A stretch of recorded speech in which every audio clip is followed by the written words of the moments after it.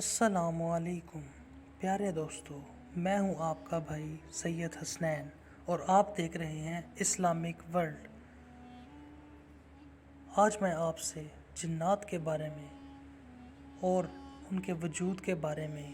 کہ وہ کب سے موجود ہیں، اور سمندر کے بارے میں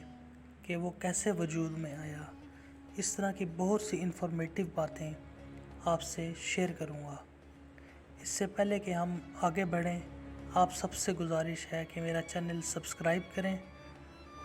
اور بیل آئیکن کو ضرور کلک کریں تاکہ آنے والی انفارمیٹیو ویڈیوز آپ کو بر وقت حاصل ہوتی رہیں۔ اللہ پاک نے جب یہ ارادہ فرمایا کہ زمین کی مٹی سے ایک انسان بنایا جائے اور اسی زمین پر وہ رہے اور کھائے پیے اور امتحان دے کر جنت یا دوزخ کے قابل بن جائے، تو زمین سے مٹی کو اٹھایا گیا اور زمین پر جو پہلے سے مخلوقات موجود تھیں، جن میں نسام، نقیب، جنات، وحالہ اور کیف وغیرہ، ان سے کہا گیا کہ وہ محدود ہو جائیں، اپنے کام رات کو انجام دیں اور دن میں اسی زمین میں چھپ جائیں۔ اس پر جنات میں بغاوت ہو گئی اور جنات کے دو قبیلوں میں جنگ ہو گئی۔ تو پھر اللہ نے عزازیل سے کہا کہ جاؤ فرشتوں کی فوج لے کر زمین پر جنات سے مقابلہ کرو، اور اللہ کے حکم سے عزازیل اپنے ساتھ لاکھوں فرشتوں کی فوج لے کر گیا، اور ہر فرشتے کے کندھوں پر پانی کے پہاڑ تھے۔ اس دور میں زمین پر پانی موجود نہ تھا،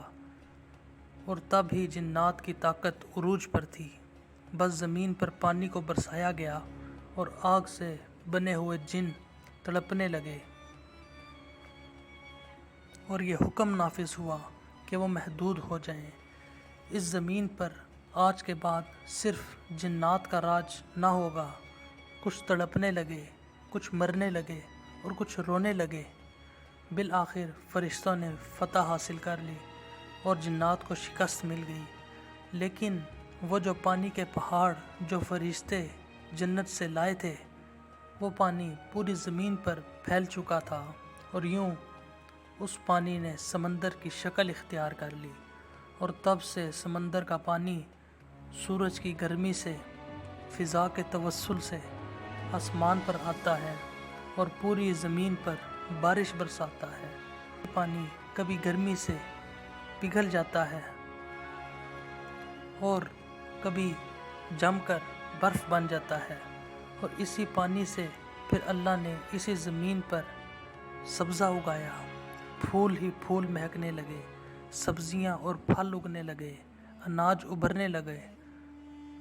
آہستہ آہستہ یہ زمین جو پہلے بنجر ہوا کرتی تھی، وہ جنت کی مثل لگنے لگی، اور اس پانی کے راج کو اللہ نے یہ حد رکھی، جب تک یہ پانی ہوگا تب تک جنات کی طاقت انسانوں پر حاوی نہیں ہوگی، اور اگر پھر بھی جنات انسان کے اوپر حاوی ہو جائے تو اس کو پانی تبھی مارا جاتا ہے، کیونکہ پانی سے جن تڑپ اٹھتے ہیں، اور اس پانی سے ایک وعدہ لیا گیا کہ عنقریب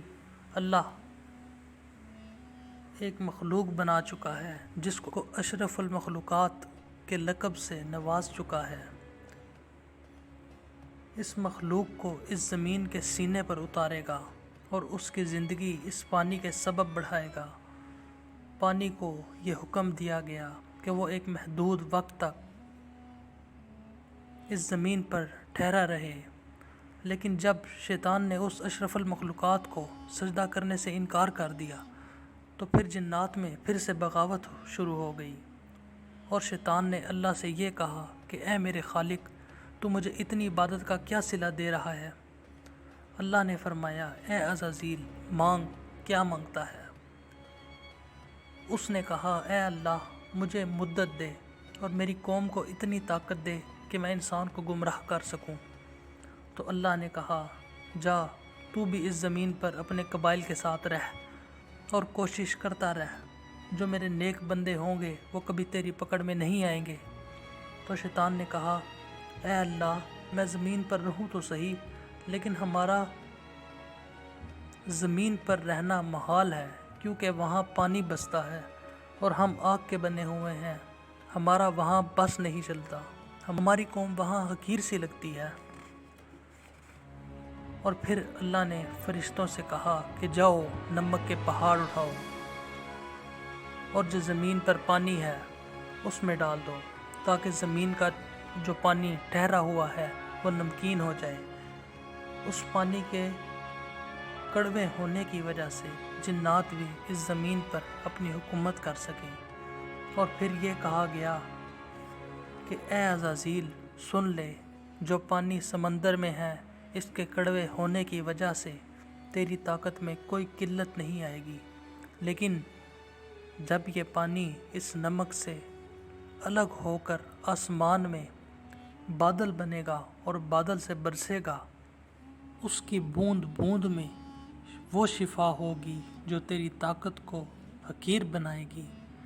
امام علی علیہ السلام نے فرمایا، اگر کسی انسان پر کسی برے جن کا اثر ہو جائے تو وہ برسات کا پانی اس مریض پر چھڑکے تو اللہ کے حکم سے اور اللہ کے کرم سے برے سے برا اور بڑے سے بڑا جن بھی بہت تکلیف دیکھے گا اور انسان سے دور ہو جائے گا انشاءاللہ۔ تو یہ تھی آج کی ویڈیو۔ اگر آپ کو اچھی لگی ہے میرا چینل سبسکرائب کریں، بیل آئیکن کو کلک کریں، کمنٹ کریں، لائک کریں اور اپنے دوستوں کے ساتھ ضرور شیئر کریں۔ اللہ حافظ، السلام علیکم۔